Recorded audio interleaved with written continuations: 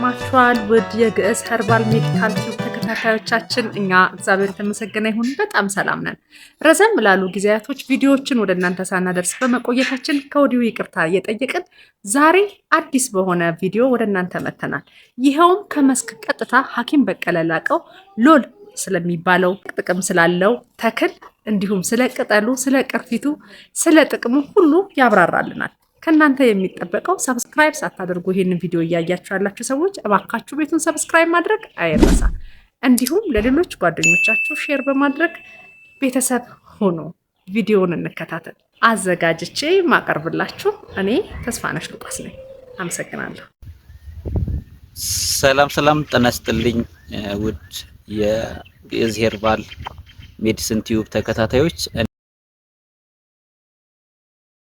ዛሬ ስለ አንድ እጽዋት ሀሳቤን ሊገልጽላችሁ እጽዋቱ ለጤና ስላለው በረከት ስላለው ጠቀሜታ ያለኝን እውቀት ላካፍላችሁ፣ ያለኝን መረጃ ልሰጣችሁ እጽዋቱ ካለበት ስፍራ ተገኝቻለሁ። ይህም እጽዋት ሎል ይባላል። እንግዲህ ሎል ለብዙ የጤና ችግሮች መፍትሄ ነው ብዬ አምናለሁ። መፍትሄም ስለሆነ ደግሞ ለእናንተ ላካፍላችሁ ወድጃለሁ። ስለሆነ ሎል እንግዲህ ዛሬ ሎል ምን ይመስላል፣ የሎል ጥቅም ምንድነው፣ ሎልስ ምኑ ነው የሚጠቅመው፣ ስለምንስ ነው የምታስተምረን የምንነግረን የምትሉትን ጥያቄ እንኳን ቢኖርባችሁ ወይ ደግሞ ግልጽ ያልሆነ ነገር ቢኖር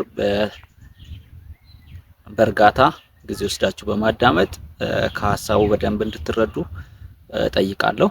እንግዲህ ሎል ይሄ የምታዩት ከፊቴ ያለ ዛፍ የሎል ግንድ ነው። ሎል ይሄን ይመስላል። እንግዲህ ሎል በአብዛኛው ቆላማ የሚባል የአየር ንብረት ውስጥ የሚበቅል እጽዋት ነው። እንግዲህ ይህ ሎል ደግሞ ዛሬ እንደዚህ ሲታዩት እንደ ማንኛውም ዛፍ ልታዩት ትችላላችሁ፣ ግን እንደ ብዙ ዛፎች በ20 እና በ30 ዓመት ውስጥ የሚደርስ አይደለም። ይሄ ረጅም ዓመት እንግዲህ የዛሬ 70-80 ዓመት እዚህ አካባቢ የኖሩ ሰዎችን ስንጠይቃቸው ያኔ ህፃንም እያለን እኛ እንደዚሁ ግንድ ነበር ብለው ነው የነገሩን። እንግዲህ 400-500 ዓመት ያህል የፈጀበት ነው እዚህ ደረጃ ለመድረስ። ሎል ይሄን ይመስላል። እንግዲህ በዋናነት ሎል ለምን ይጠቅማል፣ ለምን አይነት የጤና ችግር መፍትሄ ይሆናል ብላችሁ እንግዲህ ስንጠይቁ ሎል የመጀመሪያ እንግዲህ ሎል የግንዱ ቅርፊት ኦር ደግሞ የስሩ ቅርፊት ከሁለት አሉ። በአብዛኛው ግን ያው ስሩ አፈር ውስጥ ስለሆነ የሚሆነው የግንዱ ቅርፊት እናደርቀዋለን። ከቀረፍነው በኋላ እናደርቀውና ካደረቅነው በኋላ ለብዙ የጤና ጠቀሜታ ይውላል እና ሎል በአብዛኛው እንግዲህ በማጥንት መልኩ ነው ለጤና የሚጠቅመውና ሎል ቅርፊቱ አሁን የቀረፍኩት ይሄን ይመስላል። የሎል ቅርፊት ይሄን ይመስላል የሎል ቅርፊት። ይሄ በጣም እርጥብ ነው፣ ግን ብዙ ጊዜ ይሄ እርጥቡን አይደለም መጠቀም ያለብን፣ መድረቅ አለበት። ግን ደግሞ አንዳንዴ ሳይደርቅ ዝም ብለን አንድ ቦታ ብናስቀምጠው ይሻግታል። በጣም ቶሎ ነው የሚሻግተው እና የመበላሸት እድሉ ሰፊ ነው። እንዳይሻግት ምን ማድረግ አለብን? ማድረቅ አለብን። ሎልን አድርቀነው ለማጥንት ስንጠቀመው በአብዛኛው ጥንት አባቶቻችን ንብ ሲያንቡ ወይም ደግሞ የንብ እርባታ ላይ ሲሰሩ ንብ ማነብ ማለት ያው ንብ ማርባት ማለት ነው። ትክክለኛ አባብሎ ንብ ማነብ ነው እና እዛ ተግባር ላይ እዛ ሰርቪስ ላይ የተሰማሩ ሰዎች የመጀመሪያ ቀፎ የሚታጠነው በሎል ቅርፊት ነው። ምናልባት አሁን በጽድ ቅጠል፣ የአበሻ ጽድ በዛ ይታጠናል፣ በወይራ ይታጠናል። ግን ከሁሉም ይሄኛው ነው የሚበልጠው። ይሄ በማጥንትነት ስፔሻሊ ወረርሽኝ በተነሳ ሰዓት ማንኛውም ሰው በቤቱ የሎል ቅርፊት ኖሮ ቢታጠን ማንኛውንም ወረርሽኝ ዛሬ ለምሳሌ አንድ ሰው በኬዙ በጣም ተቸግሮ ታሞ ቢሆን ማታ ታጥኖ ያድራል። ነገ ጠዋት ግን ያ ችግር አይኖርም። ኦልሬዲ ሪከቨር ያደርጋል፣ ከችግሩ ሰርቫይቭ ማድረግ ይችላል ማለት ነው። እና ሞሮፍ ግን እኔ ፎከስ አድርጌ በትኩረት ሀሳቤ ማስተላለፍ ፈልገው ሎል ለየትኛው ማህበረሰብ ክፍል ለማን ይጠቅማል ብለን ስንል በአብዛኛው ለጨቅላ ህጻናት እና ደግሞ ለእናቶች፣ ለነፍሰ ጡሮች፣ ለወላዶች በአራስ ቤት ባሉ ሰዓት በተለያየ ጊዜ ጤና የመታወክ ችግር አለና እነኛን የሚያስተካክለው የሎል ቅርፊት ጭስ ነው። ጭሱን በመጠነኛ የእሳት ፍም ላይ አድርገን ማታ ማታ ብንታጠነው አሁን ከሚያመን ወይ ደግሞ ከሚደብተን ወር ደግሞ ካለንበት የመንፈስ የጤና ችግር ባጠረ ጊዜ ውስጥ አዳራችንን ሰላም እናድራለን።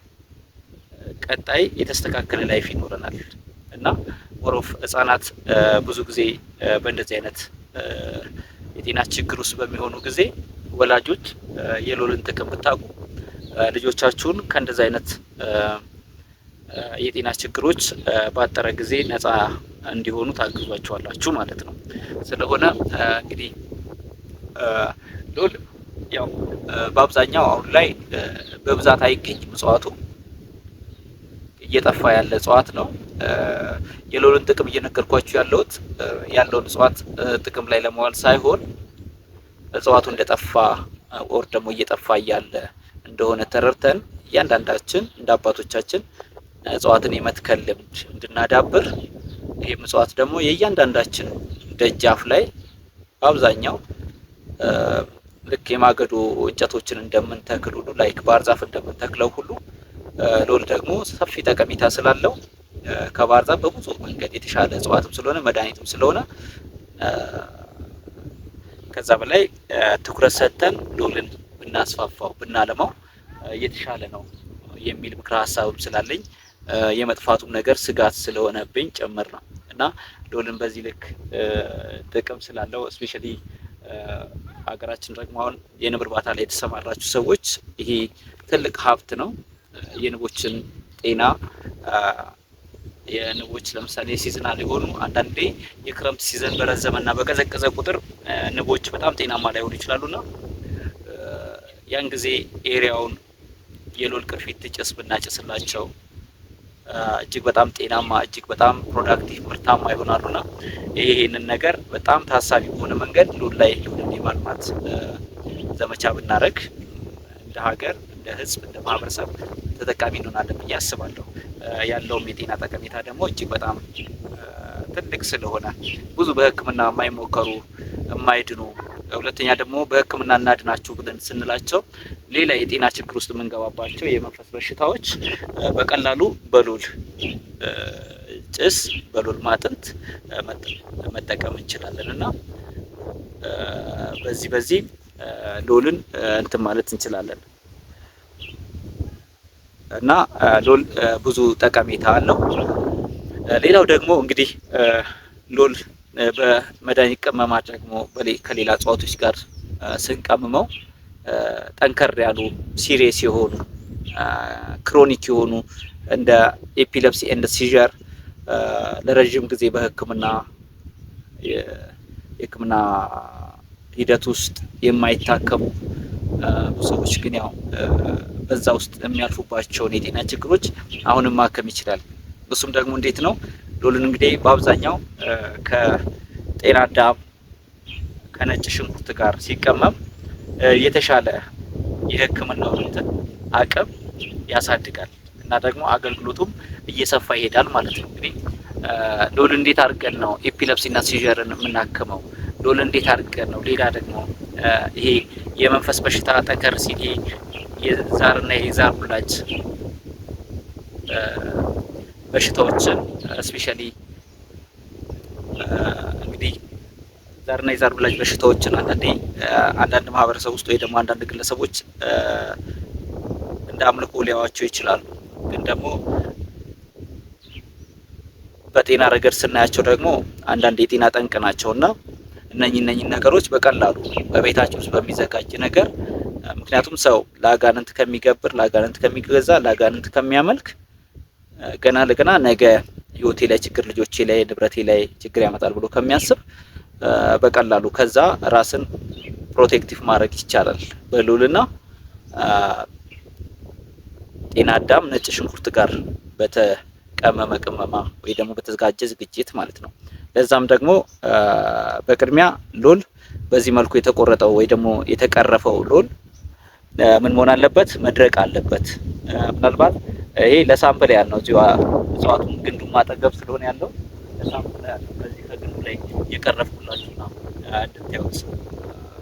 ግን በብዛት በርከት አድርጎ ይዘጋጅና ይደርቅና ከዛ ደግሞ ጤና አዳሙ ሞሮፍ ቅጠሉን ፍሬውን ቢሆን ደግሞ የተመረጠ ነው። ምክንያቱም ጤና አዳም በአብዛኛው ቅጠሉ ብቻ ሲሆን ለጋ ሊሆን ይችላል። ግን ፍሬ ያለው ጤና አዳም በጣም ጠንካራና ሊያሰማ ስለሚችል ኳሊቲው ይጨምራል። ነጭ ሽንኩርት ደግሞ ትላልቅ 3 ራስ አንድ ሰው ብናዘጋጅ ከሆነ ትላልቅ 3 ራስ ኮረት ማለት ነው ያቆረጠው 3ቱን ራስ ብንጠቀመው ለአንድ ሰው ሊሆን ይችላል። ጤና አዳምና ነጭ ሽንኩርቱ መጀመሪያ አብሮ ይወቀጣል። አብሮ ከተወቀጠ በኋላ ይደርቃል። ሎሉን ለብቻ በደንብ በትንንሹ ይፈረፈርና እንደዚህ በትንንሹ እንደዚህ ፍርፍር ተደርጎ ይደርቅና ጽብርብር ተደርጎ ይደርቅና ከዛ ጋር ጤና አዳምና ነጭ ሽንኩርቱ ደርቆ ተዘጋጅቷል። ያንን እናመጣና እናወህዳለን። ስናወህደው ኦልሬዲ ተዋሃደ፣ ግን ለየብቻም ነው ማለት ደርቋል። ጤና አዳምና ነጭ ሽንኩርቱ አብሮ ተወቅጦ እሱም ደርቋል። የሎሉ ቅርፊትም እዚህ ጋር ደርቋል። ያን እናመጣና እንቀላቅላለን። ማታ ያ ሰው ኦር ደግሞ እንዲጠቀም እናደርገው ሰው በኤፒሌፕሲ ኦር ሲጀር ካለበት ኦር ደግሞ የመንፈስ በሽታ ላይ የሚያስጨንቀው ነገር ካለበት ብዙ ቦታ ሞክሮ ሕክምና ሞክሮ ተስፋ ቆርጦ ከሆነ ይሄን መጠቀም ይችላል። ይሄንን በደንብ አዘጋጅቶ ተጠቅሞ ማታ ለ3 ቀን ለ4 ቀን። በአብዛኛው ግን የመንፈስ የጤና ችግር ያለባቸው ሰዎች እንደዚህ አይነት ነገሮችን በግላቸው መሞከር አይፈልጉም። ምናልባት ለእነሱ የቅርብ ሰው የሆነ ቤተሰብ እንዲድኑ የሚፈልግ ሰው ነው ያን ነገር አዘጋጅቶ ምክንያቱም ፈቃደኛ ሆነው መጠቀም ስለማይችሉ እንዲጠቀሙ ማድረግ ያለበት። ህጻናት በዚህ ችግር ውስጥ ሲሆኑ ህጻናት ጡት አልጠባ ሲሏችሁ፣ ምግብ አልበላ ሲሉ እንግዲህ እኛውን ከሳይንሱ ጋር ያለውን ነገር አይደለም እያወራን ያለ ነው፣ ስለ ሎል ነው እያወራን ያለ ነው። ሎል ጤና አዳምና ስለ ነጭ ሽንኩርት ነው እያወራን ያለ ነው። እንግዲህ ሞሮፍ ሰዎች በሀገር በቀል ሕክምና ራሳቸውን፣ ልጃቸውን፣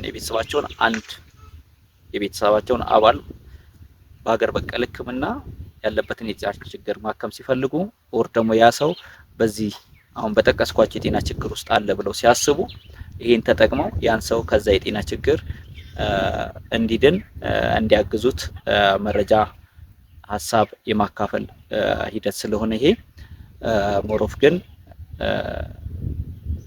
ማንኛውም ሰው የመንፈስ የጤና ችግር ውስጥ ሲሆን ራሱ በውስጡ መብት ሊፈልግ ይችላል። ግን ፕሮፐርሊ የሚያስፈልገውን ጊዜ ወስዶ እንደ ማንኛውም ጤነኛ ሰው ኦር ደግሞ እንደ ሁለተኛ ሰው ራሱ ሊያክም ይችላልና ቤተሰቦች በቅርብ ያሉ ሰዎች ትኩረት አድርገው፣ ምክንያቱም የመንፈስ በሽታ በባህሪው የሚያክመውን ነገር ሲያገኝ ታማሚው እንዲያጠፋ ታማሚው ራሱን እንዲጎዳ ነው የሚያደርጉትና ታማሚው ደግሞ ራሱን እንዳይጎዳ እንዳይሸሽ ሴቭ የሆነ ኮንዲሽን ውስጥ እንዲቆይ በቅርብ ክትትል ማድረግ ያስፈልጋል። ስለሆነ ሎል በዚህ ልክ ይጠቅማል። ሎልን በአብዛኛው እንግዲህ እኛም እንደ ማህበረሰብ ይሄ ሊጠፋ ያለ በየቦታው ማናገኘውን ነገር ባሉን ቦታዎች ላይ እንዲለማ እድሉን እየፈጠርን ለቀጣይ ለ4 ለ5 ትውልድ ብናቆየው ጥሩ ነው ብዬ አምናለሁ። እኔ እስካሁን ድረስ ካየኋቸው ባለኝ እውቀት ሎልን የሚያክል ለምሳሌ እነ ግዛዋ እነ ቀበርቹ አሉ፣ እነ ወይራ አሉ። ግን ሁሉም የየራሳቸው አገልግሎት አላቸው። ግን ደግሞ በመድኃኒትነት ረገድ ሳየው ሎልን የሚያክል በማጥንት የመንፈስ በሽታን የሚያክም እጽዋት እስካሁን እኔ የማውቀው የለም። ምናልባት የምታውቁ ሰዎች ልታስረዱኝ ልታሳውቁኝ ትችላላችሁ። ለዚህ ደግሞ እኔ ምስክር ነኝ። ሰዎች በዚህ ብዙ ህጻናት ሰዎች በዚህ ተገልግለዋል። ሰዎች በዚህ ሰላማቸውን አግኝተዋል። ሰዎች የጤና ችግራቸው የመንፈስ የጤና ችግራቸውን ታክመዋል። ስለሆነ ስለ ሎል በዚህ ልክ በዚህ ይሄን ያህል ማለት ከቻለን እና ሎል ደግሞ ከጤና አዳምና ከነጭ ሽንኩርት ጋር ተቀላቅሎ ደግሞ ከበድ ያሉ የኤፒሌፕሲ እና ሲዠር በየጊዜው የሚያስጨንቁን ከብዙ ነገር ከስራ ከተለያዩ ሪሌሽንሺፕ ከተለያየ ላይፍ ስታይል ከተለያየ ስታተስ የሚያወርዱንን የመንፈስ በሽታዎች ሊያክመን ስለሚችል እነኚህ ነገሮች በደንብ መረዳት ዩቲዩብ ላይም ደግሞ ያው ሀሳባችሁን ጻፉልኝ። ያልገባችሁ ነገር ካለ ለማስረዳት በእጅጉ እተጋለሁና ስለምትከታተሉኝ፣ ስለምታበረታቱኝ፣ ስለምትመርቁኝ ሁላችሁም ከልብ አመሰግናለሁ። ተባረኩ። ሌሎንም ደግሞ በዚህ ልክ ማሳየት ይቻላል። የሎል ቅጠል ይሄን ይመስላል። ሎልን እንግዲህ ቅጠሉ በጣም ያምራል። ይሄን ነው የሚመስለው። ቅርፊቱ ያው ቅድም አይታችሁታል። ይኸው ቅርፊቱ እንደዚህ ነው። ቅርፊቱ ይሄን ይመስላል። ያው እንደውም አሁን ቅድም በጣም ቀይ ነበር ከውስጡ ዳርዳሩ ላይ እንደሚቀላው ማለት ነው። አሁን እየጠቆረ የመጣው የሎል ቅርፊት ይሄን ይመስላል። ቅጠሉ ይሄን ይመስላል። ዛፉን ደግሞ በፎቶና በቪዲዮ ቀርጬ አንድ ላይ አታች አደርግላችኋለሁ። ምክንያቱም ሎል በደንብ በጣም ተወዳጅ ዛፍ ነው። እጅግ በጣም ደስ የሚል እጅግ በጣም ውድ የከበረ ነው፣ መከበር ያለበት እና ሎል ይሄን ይመስላል ወገኖች። እንግዲህ ዛሬ ሎል ከሚገኙበት ስፍራ በጣም ቆላማ ከሆነ አካባቢ ነው ሎል የሚበቅለው። ይህንን የሀገራችን ውድ የሆነ ብርቅዬ ዛፍ በደንብ እንዲበዛ በደንብ እንክብካቤ ብናደርግለት ብናባዛው ደስ ይለኛል። ይህን ይመስላል ሎል እና ስለተከታተላችሁኝ እኔም ደግሞ እግዚአብሔር ረድቶኝ ይህን ቪዲዮ ስላዘጋጀው እናንተንም ፈጣሪንም አመሰግናለሁ። ባይ